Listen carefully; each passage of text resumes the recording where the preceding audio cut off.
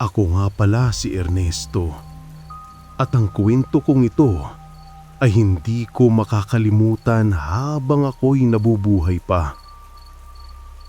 Marami na akong narinig tungkol sa kulam at sa mga kwentong pamahiin ng matatanda.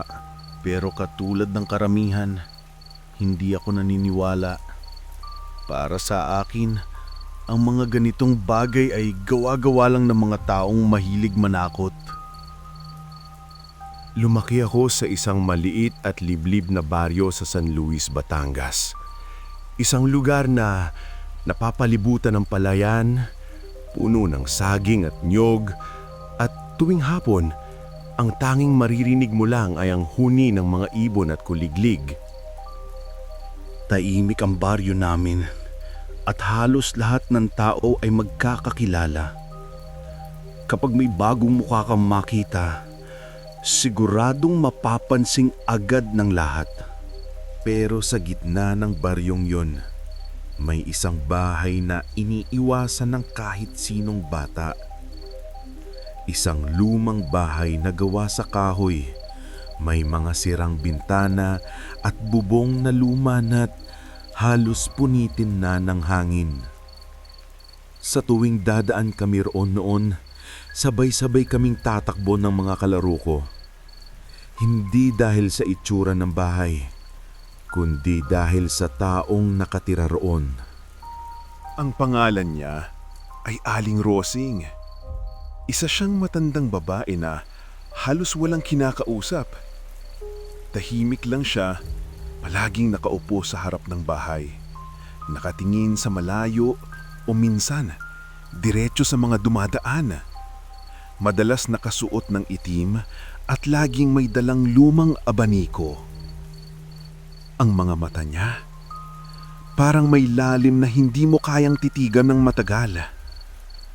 Madalas sabihin ng mga matatanda, huwag kayong lalapit sa bahay ni Aling Rosing. Kapag tiningnan ka raw niya ng diretsyo, may mangyayari sa iyo sa loob ng 3 araw. Noong una, natatawa lang ako. Hindi ko pinapansin. Sabi ko sa sarili ko, puro pamahiin lang yan. Pero habang tumatagal, napapansin ko, kapag may batang nagkasakit ng biglaan o kapag may hayop na bigla na lang namatay, lagit-laging may nagsasabing nakita raw nila si Aling Rosing malapit doon. Hindi ko alam kung totoo yun o baka talagang pinaglalaruan lang ng takot ang mga tao. Pero sa bawat pagdaan ko sa harap ng bahay niya, hindi ko maiwasang mapatingin. At sa tuwing magtatamaan ang mga mata namin, parang may malamig na hangin na dumadaloy sa buong katawan ko. Yung tipong bigla kang manlalamig kahit tirik na tirik ang araw. Isang beses, habang naglalakad ako pauwi galing bukid, napansin kong nakatayo siya sa gilid ng kalsada. Tahimik lang, nakangiti, pero parang may ibang ibig sabihin ng ngiti niya. Hindi ko alam kung napaparaning lang ako. Pero simula noon, tuwing dadaan ako sa bahay niya, parang lagi akong may naririnig na bulong. Mahina lang. Minsan, parang tinatawag ang pangalan ko. Hindi ko pinansin. Hindi ko alam kung imahinasyon lang o totoo. Pero doon nagsimula ang mga gabi na hindi na ako mapakali. Yung tipong kahit walang nangyayari, parang may nagmamasid sa'yo sa dilim. At doon ko unang naisip na baka hindi nga lahat ng pamahiin ay kwentong walang basehan. Isang hapon, pauwi ako galing sa bukid. Mainit ang araw at mabigat na ang pakiramdam ng katawang pagod sa maghapong trabaho. Tahimik ang paligid. Tanging tunog lang ng mga ibon at ihip ng hangin ang maririnig.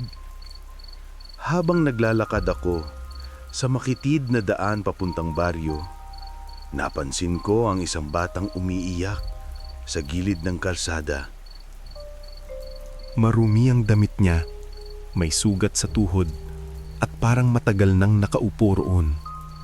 Wala ni isa mang lumalapit, kahit gilang bahay lang ang layo. Parang walang nakakarinig sa iyak niya.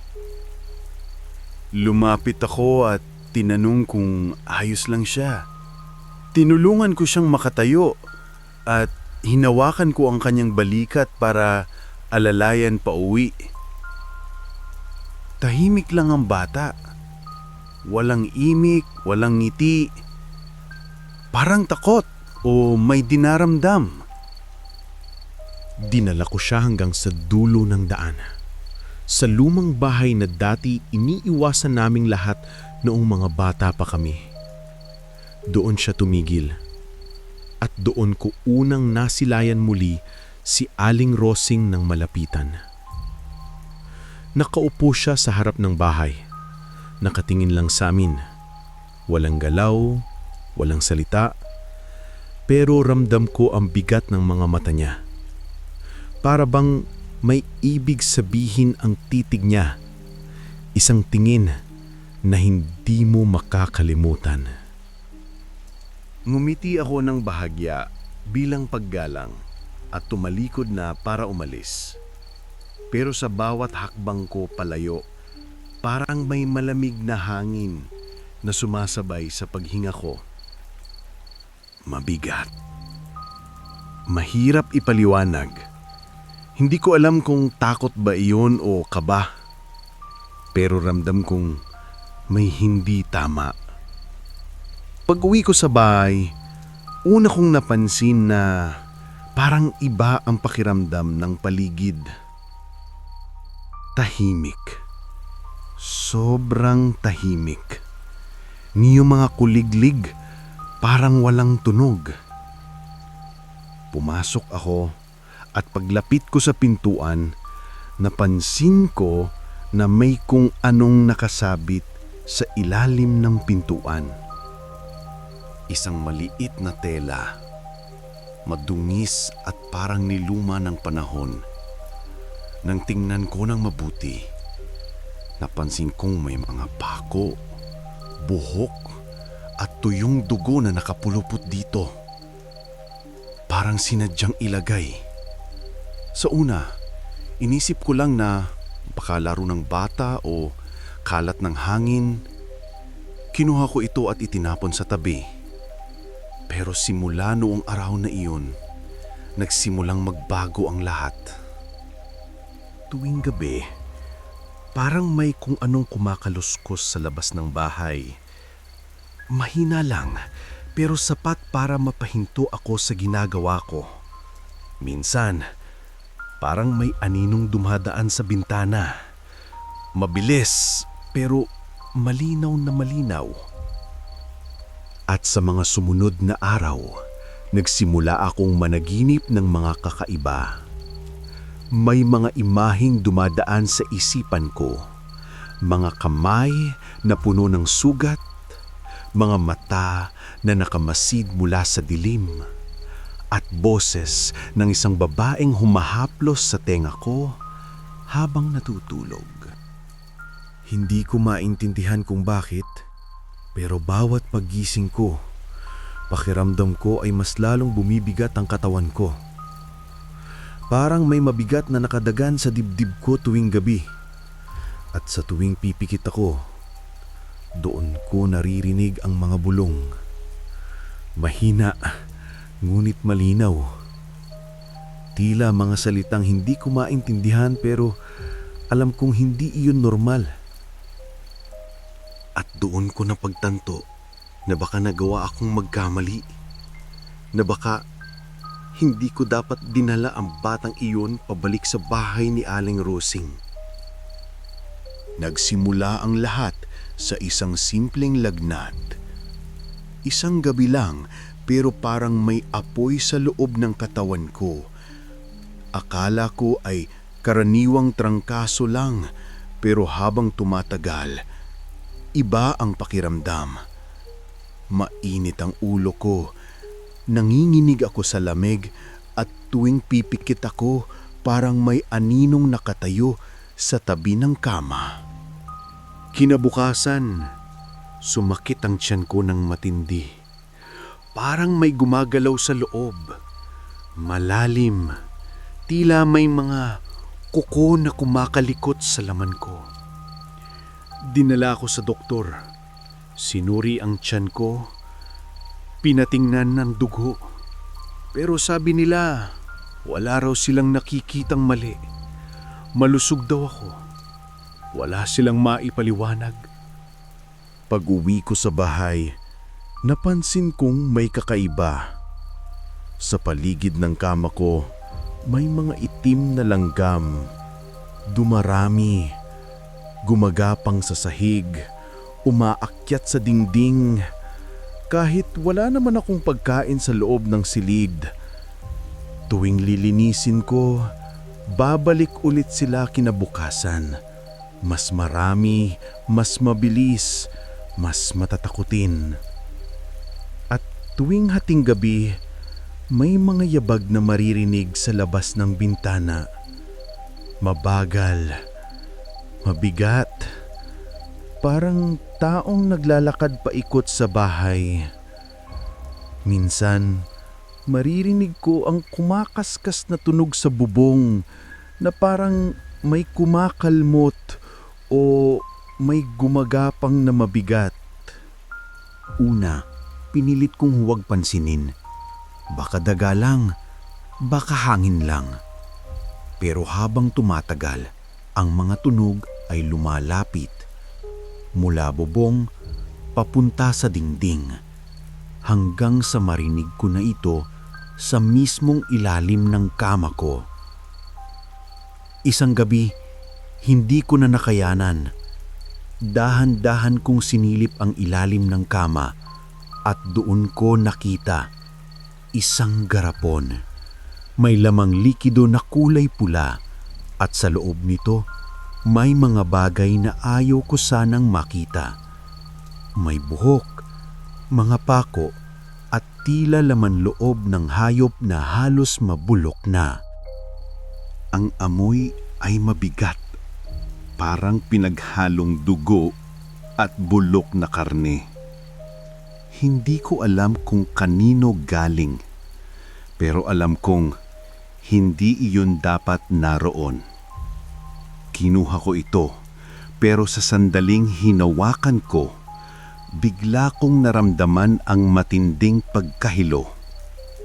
Parang umiikot ang paligid at sa isang iglap, parang may malamig na kamay na humawak sa pulso ko. Mula noon, gabi-gabi akong nagigising sa mga bangungot. Hindi ko na alam kung tulog pa ba ako o gising. Nakikita ko ang sarili kong nakahiga pero may mga mata sa dilim na nakamasid sa akin. Mga kamay na umaabot mula sa ilalim ng lupa. Humahaplos sa aking balat.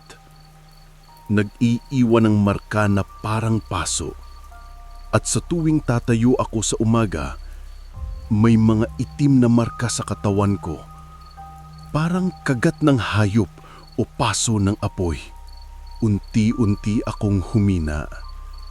Wala na akong ganang kumain at palagi akong nilalamig kahit tirik ang araw. Kahit anong gawin ko, parang may kung anong nilalang na unting-unting sinisip-sip ang lakas ko.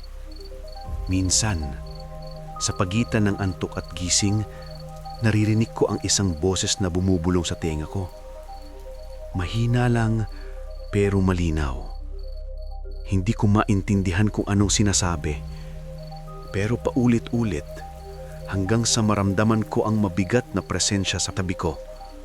At doon ko unang naisip, baka totoo nga ang sabi ng mga matatanda. Baka hindi nang ako basta sinisindak ng imahinasyon. Baka may sumpa na nga akong dala. Pagkaraan ng ilang linggo, napagdesisyonan kong umalis sa baryo. Hindi ko na kinaya ang mga kakaibang nangyayari. Iniwan ko ang bahay ang lupa at lahat ng alaala na pilit pa ring bumabalik sa bawat gabi ng katahimikan. Pagdating ko sa Maynila, akala ko tapos na ang lahat. Akala ko ligtas na ako. Ngunit hindi pala ganun kadaling takasan ng sumpa. Tuwing kabilugan ng buwan, may maririnig akong kumakatok sa bintana. 3 beses lang, mabagal, mabigat. Parang sinadyang iparamdam na hindi patakos. At sa tuwing titingnan ko, wala naman akong nakikita. Ngunit sa sahig, may nakakalat na mahabang hibla ng buhok. Basa, parang bagong bunot mula sa ulo ng tao. May mga gabing napapanaginipan ko pa rin ang baryo namin. Tahimik, madilim, at sa gitna ng dilim, ang lumang bahay ni Aling Rosing. Nakabukas ang pinto at mula sa loob, may maririnig akong batang umiiyak. Hindi ko alam kung nananaginip lang ako o tinatawag pa rin ako ng mga alaala ng sumpa. Sa bawat pagising ko, may napapansin akong kakaiba. Sa gitna ng dibdib ko, may maliit na marka. Parang tusok ng karayom na paulit-ulit na sumasakit kapag gabi. Hindi naglalaho. Parang paalala na may bagay akong naiwan. O baka may bagay na hindi pa rin ako tuluyang binitiwan. Hanggang ngayon, di ko alam kung alin ang totoo at alin ang guni-guni. Pero simula noong araw na iyon, hindi na ako bumalik sa San Luis. At kahit anong gawin ko, may mga gabing naririnig ko pa rin ang mga yabag sa labas ng bintana. Hanggang dito na lang ang kwento ko. Dahil ang iba, mas mabuting wag nang balikan.